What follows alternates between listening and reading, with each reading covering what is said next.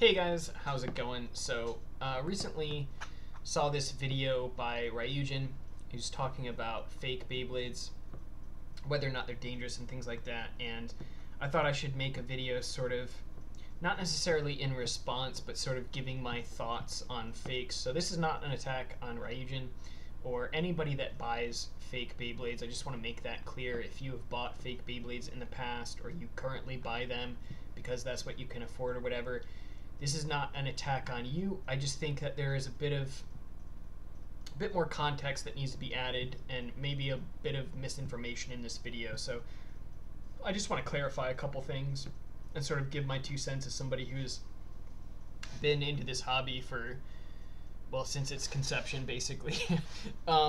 Especially since a lot of new fans are going to be getting into this, and a lot of parents are going to be buying stuff for their kids. So, fake Beyblades. They've been around for a long time, basically since the beginning. A lot of different brands have popped up over the years, and there's been a lot of debate on whether or not they're safe or not safe or harmful or whatever. So I wanted to talk about this a little bit. So I do want to clarify that Ryujin doesn't make the claim that all fakes don't use toxic materials. However, this same is sort of inverse. Not all fakes are safe. So, and that has been proven in the past. There was a consumer product notice that was published a while back during the burst era, where they had lab tested real and fake products to make sure that things were within spec, and some of the fakes tested negatively at toxic levels for lead and cadmium. There are also some lab tests that have been available in the past on the WBO, which you can check out. So like I said, not all fakes contain harmful materials. However, the sort of due diligence when it comes to making sure what's safe and what's not safe is not always super clear. So like, for example, if you go to Amazon and you're searching Beyblade, you end up with a lot of this stuff, and like 90% of this is fake. So I'll just preface this by saying, if you're looking for legitimate products, if it doesn't say Hasbro or it doesn't say Takara Tomy, don't buy it. So all of this is fake. This is all fake. This is all fake. All of this is fake. This is real. It says Takara Tomy, Hasbro. Fake. Fake. That looks real. This packaging even looks almost real, but fake. This is Takara Tomy, Hasbro. Fake, fake, fake, fake. All of this is fake. And the way that these are technically not supposed to be on Amazon. The way they get around this is that Amazon allows for third-party sellers to sell things through Amazon, and a lot of these sellers don't actually keep these things in hand. These are drop shipped from places like AliExpress and then sold through Amazon as a third-party seller. So they are not under the same scrutiny that they should be. Ideally, these third-party sellers are supposed to be abiding by certain rules and regulations when it comes to selling on the Amazon platform, but they're not scrutinized the way that they should be, and a lot of these brands will just hop brand names in order to get around this. So that's why you see a lot of the same stuff under different brand naming. So Bay Super R, Super Blade, Metal Assembled Gyro, whatever this is.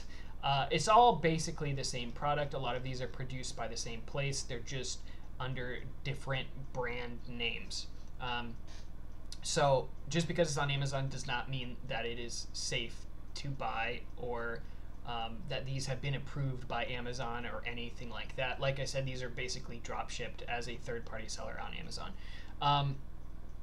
So he also does link to some lab test for one of these brands. So this is a lab test that is provided in 2021 by this toy factory. According to this, I don't know where this comes from, or the legitimacy of any of this, but I mean, I'm just going to take it sort of at face value here. These 3 products did test positive for lead, but under the maximum allowable limit. But to clarify, that's for these products right here, just this. So anything that is not in this test sample does not apply to this sample, or these test results. So a little bit disingenuous to link to this article when it is legitimately just these specific things right here. So one of the other points that is made is that lead is too expensive to use in materials. A lot of these companies that are creating this stuff are not necessarily buying raw materials. A lot of them are buying ores, or paints, or sourcing, paints or plastic or whatever. And lead is often used as a byproduct, especially for things like paint and plastic and stuff like that, because it increases or decreases the curing time. So lead is often a byproduct and not used as a raw material in manufacturing really much of anything. But lead is definitely not the most expensive in terms of sort of metal ores or byproducts that we see used often in Beyblades. So zinc often is used in legitimate products as well. This is 1.22, and then lead is 0.93. And aluminum is 1.04. So obviously the prices of metal does fluctuate over time, and you can go to various different sites to look at like active prices. These are, I think, usually based off the London exchange in terms of these ore prices. But like I said, lead is often used as a byproduct for other materials, or mixed in with other materials, often plastics and paints and things like that. Sometimes used in metal alloys and stuff like that. But yeah, you gotta take that with a grain of salt, because we don't know what they're using. But the issue is that, another point that he makes is that, who's died from playing with fake Beyblades, and the answer is probably none. But the problem with lead and cadmium and toxic materials that are sometimes found in fake products, especially coming out of like some of these Chinese factories and stuff, is that, like I said, they're often used as a byproduct for, an alloy or a paint or a plastic or whatever. And Beyblade is a high impact toy, so what happens is you end up with these sort of micro particles that you end up on your skin or in your eyes or your lungs or your sinuses or whatever. And while they're incredibly fine particles, they build up over time because your body cannot process lead. And so will you immediately just, drop out or end up in the hospital? No. But over the course of time, that lead's not going to go anywhere, and it may cause adverse health effects later in life. You may end up having to be on medication in order to try to process those toxic materials out of your body. So, I mean, is it something that you want to risk for kids? If you're an adult buying for kids, I would highly recommend just not even chancing it. If you're a kid, I would also highly recommend, despite how enticing it is to buy a bunch of rare, cool stuff for a cheap price, I wouldn't risk it. I understand not everything is super easily accessible, but it's better to buy one real Beyblade than it is to buy 8 fake ones. I didn't grow up with a lot of money either. I didn't have a lot of Beyblades as a kid. I didn't have a lot of money to buy them, but I would rather have one real one than one fake one. And as Beyblade becomes more popular and the Hasbro stuff comes out, and things become more accessible outside of Japan, those things will be easier to get a hold of. The pricing for Beyblade X is lower than Burst, I think, on average. So I know, depending on what country you're in, that the pricing may still be pretty expensive depending on your currency and the rate of exchange and stuff like that. So like, I get it. Like, some of the stuff's just really expensive, right? And it's just a lot cheaper to get the fakes. So I definitely can sympathize with that. However, if you can, let's say you have enough to buy one real one or 8 fake ones. Buy the one real one, right? Buy the one that you really like and use that. And you know, in another month or 2 months or whatever, maybe you could buy another one.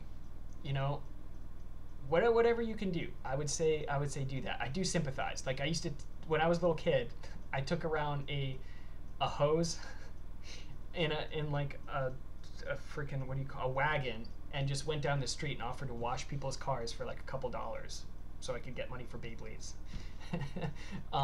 So I get it. You figure out a grind or something. But yeah, I just wanted to make this video. Like I said, this is not an attack on people who buy fakes, but I do think it's a bit disingenuous to just say, you know, fakes are safe, they don't cause any damage, there's no problem with them, or these specific brands are safe or whatever.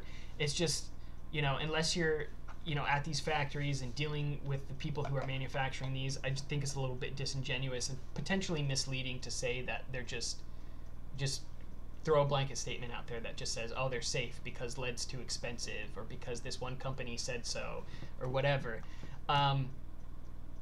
Buy real ones where you can. Try to avoid fake ones where you can. If you're a parent, you're getting into this, definitely. If it doesn't say Takara, it doesn't say Hasbro, I would try to avoid those for your kids, especially if your kids are wanting to go to tournaments or whatever. They won't be allowed to use those. And then, you know, in general, we want to support the official product, right? A lot of people say, oh, you know, they're, you know, multi-million-dollar company, this and that, and, you know, a couple fakes is gonna hurt. It does hurt over time. If you've got like tons of people buying fake Beyblades, like this is a property that Takara created.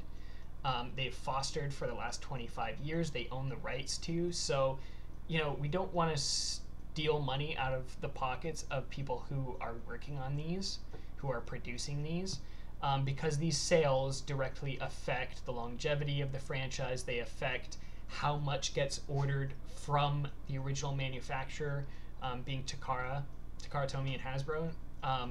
So those numbers do get affected. It might be a small percentage, but that is still money that is coming out of Takara Tomy's pocket. And you know, if we love the brand and we love the franchise, we want to support the franchise, we want that money to go to the people who are actually creating it, not people who are stealing it and making fakes and reselling it. Because whether or not they look like Beyblades, whether or not they feel like Beyblades, are way about the same as real Beyblades, those fakes are not Beyblades. They're just fakes. Like a fake Pokemon card is not a Pokemon card. It's a fake. It's a forgery. You know, I can't make a fake $1 bill and say this is a dollar bill. It has no value. I mean, we could get into the semantics of whether or not a dollar bill has any value to begin with, but you understand what I'm saying. Anyway, support the official release where you can. We want the brand to last. We want it to flourish and continue to grow. Yeah, that's my 2 cents. Like I said, this is not an attack on people who buy fakes, but if you can avoid them where you can, I would recommend avoiding them and trying to buy the official product. Yeah.